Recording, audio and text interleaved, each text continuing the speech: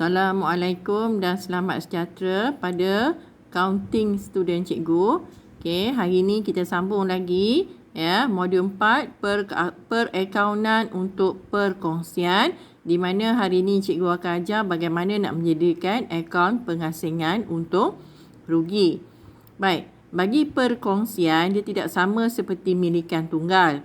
Milikan tunggal kita hanya sediakan akaun perdagangan dan untung rugi. Kemudian kita sediakan penyata kedudukan kewangan. Untuk perkongsian, kita perlu sediakan akaun dia lebih sikit. Okey, di mana yang pertama kita kena sediakan akaun perdagangan dan untung rugi untuk mencari untung bersih ataupun rugi bersih. Kemudian kita perlu sediakan akaun pengasingan untung rugi, ialah untuk mengagihkan untung bersih tadi di antara pekongsi.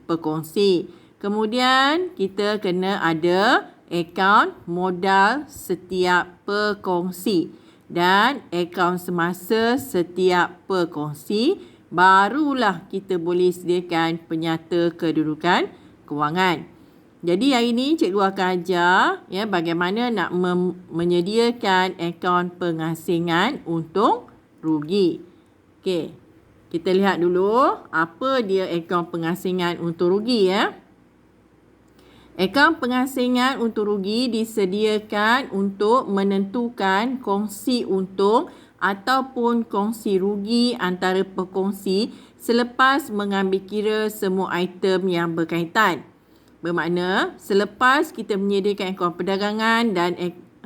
perdagangan dan untung rugi bagi perniagaan perkongsian, dan kita telah tahu berapakah untung bersih ataupun rugi bersih, bermakna kita perlu menyediakan akaun pengasingan untung rugi. Okay, ini format dia. Okey, format dia ada dua. Satu format bentuk T. Okey, cikgu harap student account cikgu tahu apa dia bentuk T, apa dia bentuk penyata. Okey, jadi cikgu terangkan dulu yang bentuk T. Okey, lihat ini format bagi akaun pengasingan untung rugi di antara perkongsian AA. Nama perniagaan ialah perkongsian AA. Akaun pengasingan untung rugi bagi tahun berakhir, itu ada kita kena letak tarikh akhir tempoh kewangan.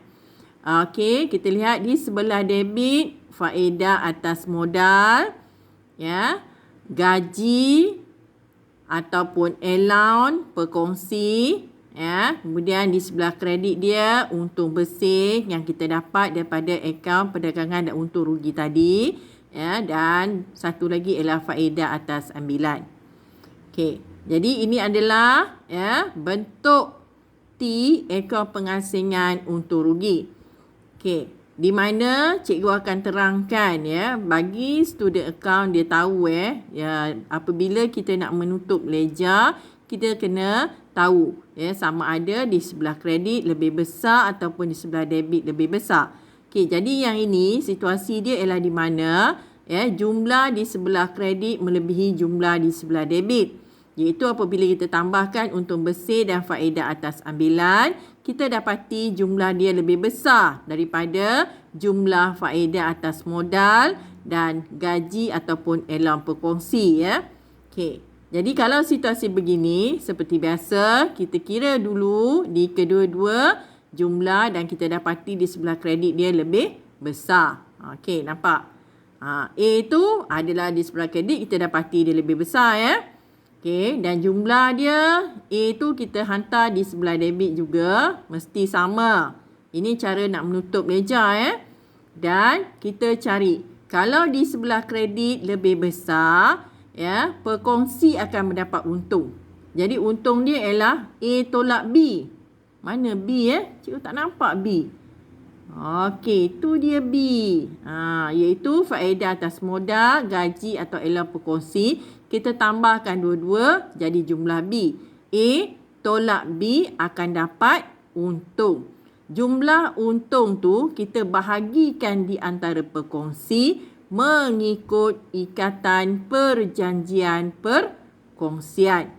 Okey, sekarang cikgu dah bagikan. Ya. Katalah ikatan perjanjian perkongsian, untung ataupun rugi dibagi sama rata. Jadi, berapa yang dapat untung tadi, cikgu bahagi 2. Dan cikgu letakkan di akaun semasa Aina dan satu lagi di akaun semasa Aini. Okey. Jadi, mereka berkongsi untung. Okey, ini adalah situasi di mana di sebelah kredit melebihi jumlah debit. Okey, sekarang kita lihat pula ya situasi ya, format yang masih sama tetapi kita lihat pula situasi di mana jumlah di sebelah debit melebihi jumlah kredit. Okey, sekarang kita lihat ya, kita kira faedah atas modal, gaji adalah perkongsi lebih daripada untung bersih dan juga faedah atas ambilan. Okey. Dan bila kita lihat di sebelah debit ni lebih ya, berbanding di sebelah kredit, bermakna perkongsi perlu berkongsi rugi. Jadi A kena tolak B. B kat mana? Okey, itu dia B. B ialah untung bersih dan faedah atas ambilan. Jadi tadi cikgu dah bagi ikatan dia ialah sama rata kan? Jadi kita bagikan kongsi di antara Aina dan juga Aini. Jadi bermakna Aina dan Aini berkongsi rugi. Okey, ini yang bentuk T. Ya, okey. Sekarang kita pergi pula bentuk penyata. Ini format bentuk penyata. Ya, perkongsian AA, penyata pengasingan untuk rugi bagi tahun berakhir. Ya, letak tarikh untuk tempoh akhir perkaunan. Okey. Jadi untung bersih tambah faedah atas ambilan. Okey, kita dapat jumlah dia dan kita kena tolak faedah atas modal, gaji dan elok perkongsi. Kita tambah kedua-duanya, dapat yang warna merah tu ya. Okey, jadi yang hijau tolak yang merah, kita dapat ya jumlah yang perlu dikongsikan dengan perkongsi. Kalau jumlah dia positif, perkongsi akan kongsi untung. Kalau jumlah dia negatif, perkongsi kena berkongsi rugi. Jadi jumlah hijau tu katalah dia dapat untung ya. Kita bagi sama rata. Jadi kita kira ya jumlah dia digunakan untuk mencari kongsi untung ataupun kongsi rugi. Okey, katalah dia positif. Cikgu bagikan 2 dengan Aina dan Aini tadi. Okey, Aina, Aini. Ya, dan kedua-duanya jumlah tu cikgu kira letak warna merah. Jadi yang hijau tu tolak merah dan akhir sekali jumlah dia mesti kosong. Makna tak ada lagi tinggal. Ya, semua dah kita hantarkan kepada ya perkongsi.